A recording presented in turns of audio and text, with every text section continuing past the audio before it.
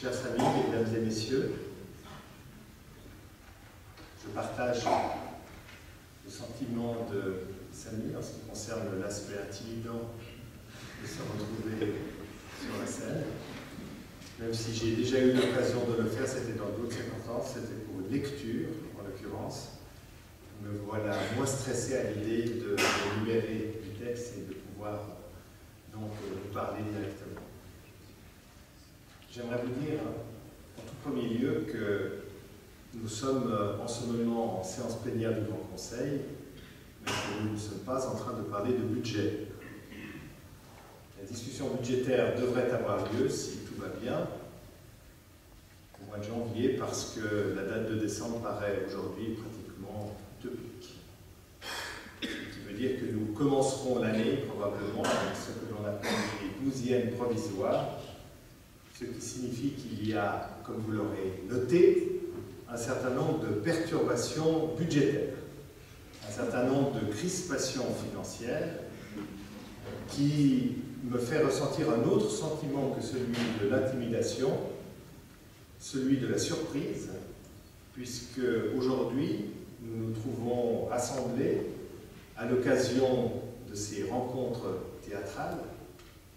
Et lors de ces rencontres, il s'agit finalement d'un forum de discussion tel qu'on les a d'habitude vécus après les crises engagées par des décisions financières, notamment au niveau de l'État, particulièrement difficiles ou négatives à l'encontre de la culture.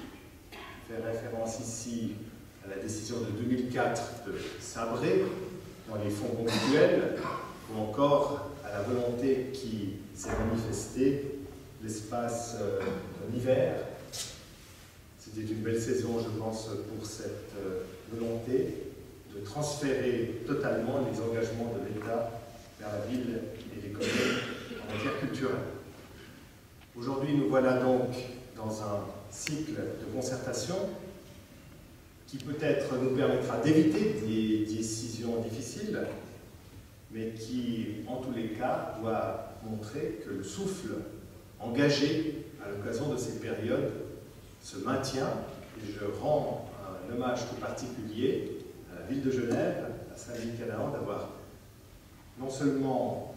développé ce type de concertation, mais de l'avoir étendu, de l'avoir pensé également dans la durée. Et je pense que c'est une manière nouvelle de travailler également entre les collectivités publiques, de travailler également dans ce climat de concertation qui mérite d'être relevé. Le débat est particulièrement important, celui qui touche la Nouvelle Comédie, dans la mesure où il s'agit d'un lieu particulièrement stratégique pour Genève, non seulement parce qu'il est un lieu symbolique fort en matière de culture, mais également en matière d'art dramatique et de théâtre. On va dire que lorsque nous évoquons régulièrement les conditions de Genève sur la scène régionale et internationale en ce qui concerne ces conditions cadres, la question de la culture revient régulièrement, l'opéra revient régulièrement, mais la question également des scènes de théâtre revient elle aussi très régulièrement comme faisant partie de ces conditions cadres, et je crois que cela mérite d'être relevé. Alors aujourd'hui, nous avons non seulement pu constater ces préoccupations, mais nous avons pu noter également qu'elles s'inscrivent directement dans le sillage d'une démarche engagée au niveau du Parlement avec un projet de loi sur la culture, qui devrait très prochainement être abordé en plénière. Dans un climat qui suit, j'ai eu l'occasion de nous dire,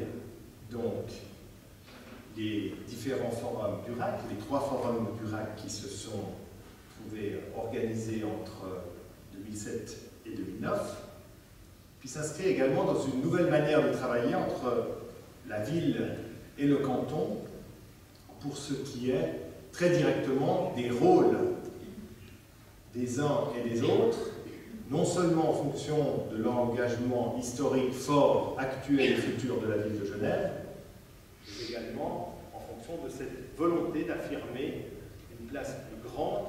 de l'engagement de l'État en faveur de la culture. Et s'il y a une démarche politique de fond. Celle-ci doit être accompagnée régulièrement d'éléments symboliques dans la démarche. Et j'aimerais vous dire que la législature que nous allons bientôt quitter est une législature qui s'est ouverte comme chacune avec un acte qui s'appelait le discours de Saint-Pierre. Discours de Saint-Pierre qui nous a valu bien des discussions et qui nous a valu notamment d'examiner l'opportunité d'y mentionner le projet de nouvelle comédie comme élément particulièrement fort et rassembleur d'une législature. Je déplore que finalement nous ne l'ayons pas retenu, tant de thèmes étaient présents, mais je tiens évidemment à l'évoquer pour dire que d'emblée, au départ d'une législature en 2009, il s'est agi de reconnaître au niveau de la culture l'aspect totalement symbolique de l'entreprise de la nouvelle comédie. Je tiens évidemment, tout en remarquant l'élément symbolique et fondateur de la nouvelle comédie, dire que l'engagement de l'État, affirmé à plusieurs reprises, manifesté très timidement dans un premier temps par une participation en rôle d'observateur dans l'association, ou encore aujourd'hui comme partenaire, n'est pas encore accompagné de décisions financières en espèces sonnantes et trébuchantes. C'est un élément pour lequel, vous savez, le canton timide, pas forcément du point de vue de ce que je souhaite, mais du point de vue du rapport à la réalité, ce qui représente, vous le savez, l'exercice politique par définition. Alors j'aimerais dire que si nous avons effectivement à prendre un certain nombre de décisions importantes en ce qui concerne l'investissement, notre participation aux 89 millions, aux nouvelles dotations financières qui viendront compléter ce qui est consacré aujourd'hui, les équilibres, évidemment, non seulement devront être préservés, mais au total, l'argent en faveur de la culture, l'argent en faveur de l'art dramatique, du théâtre, en faveur de la comédie, de la nouvelle comédie, devront impérativement être au total renforcés dans la durée. Il n'est pas concevable d'imaginer qu'un tel projet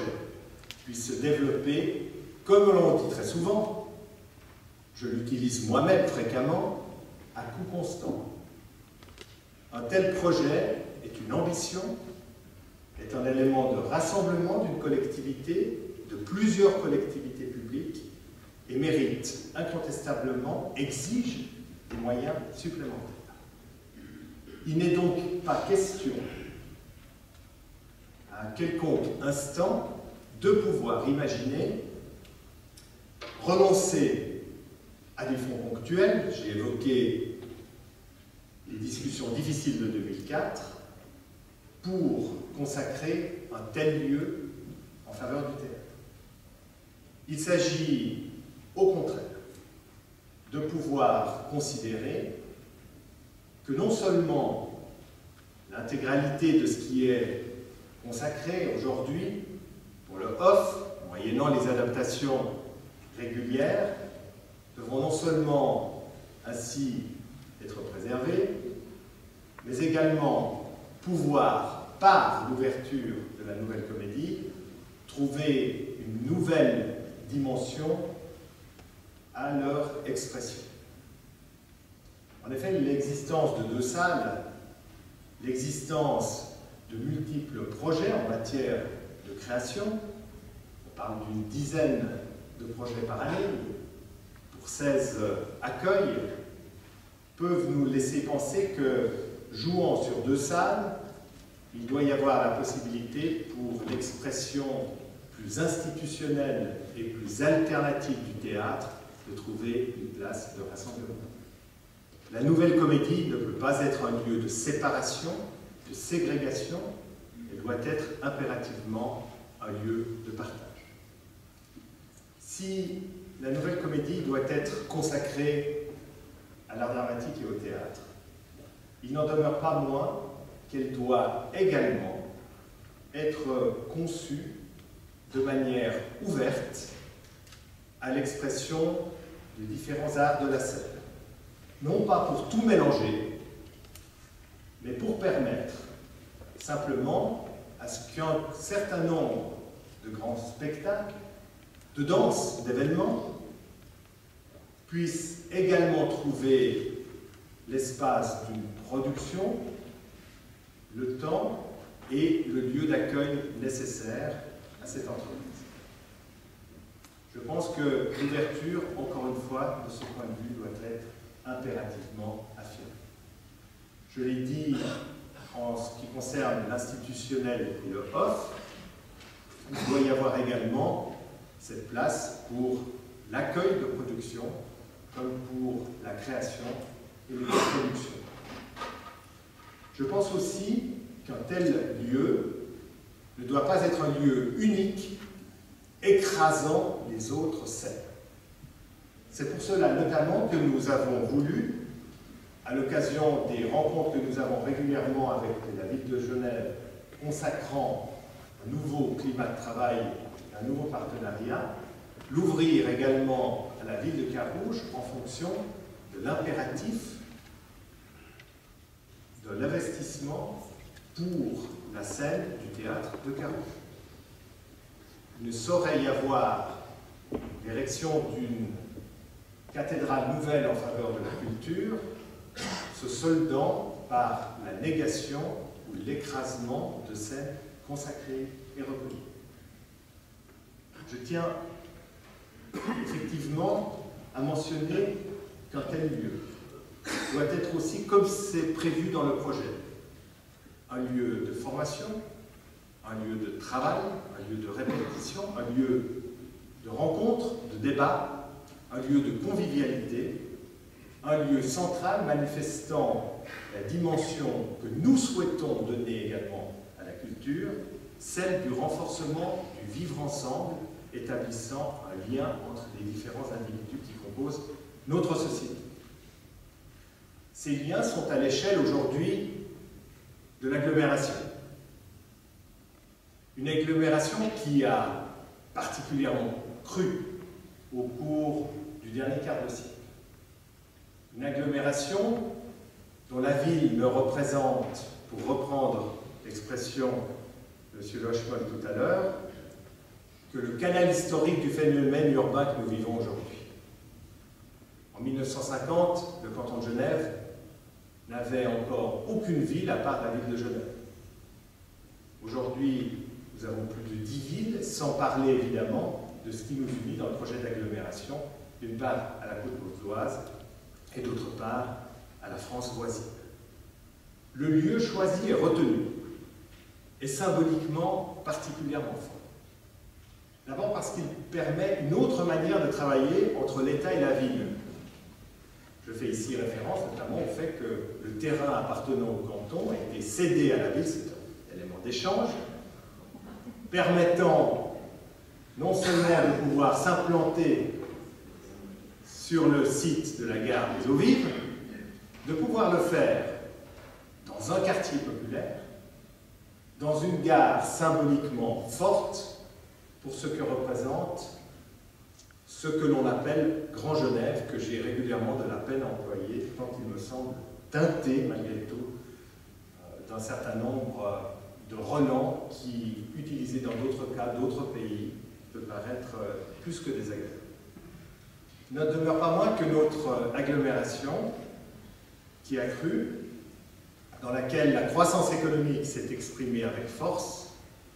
les inégalités se sont également particulièrement développées,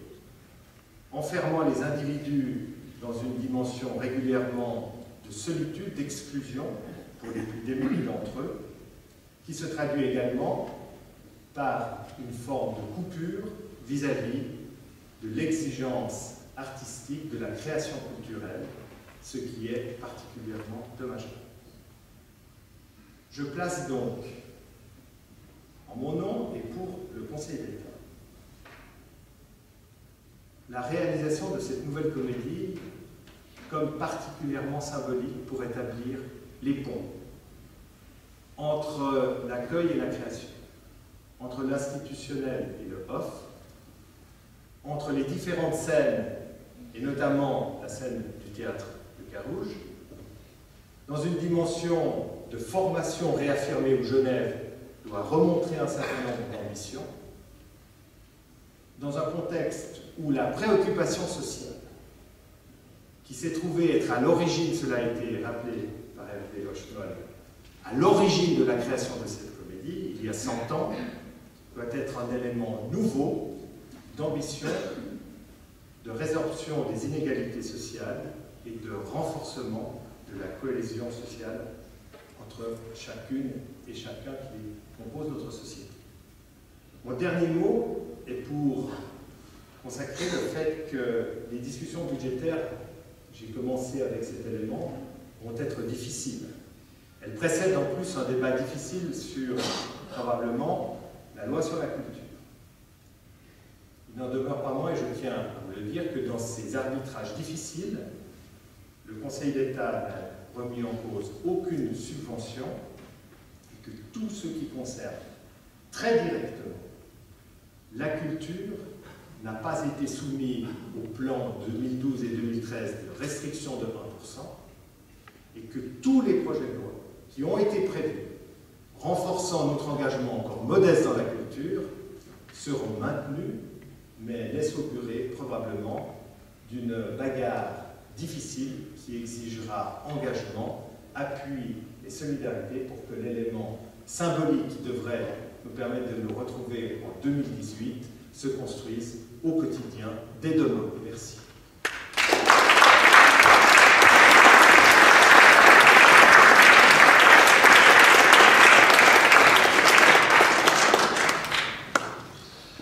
Alors Michel Kuhlmann, qui est le président de l'association pour la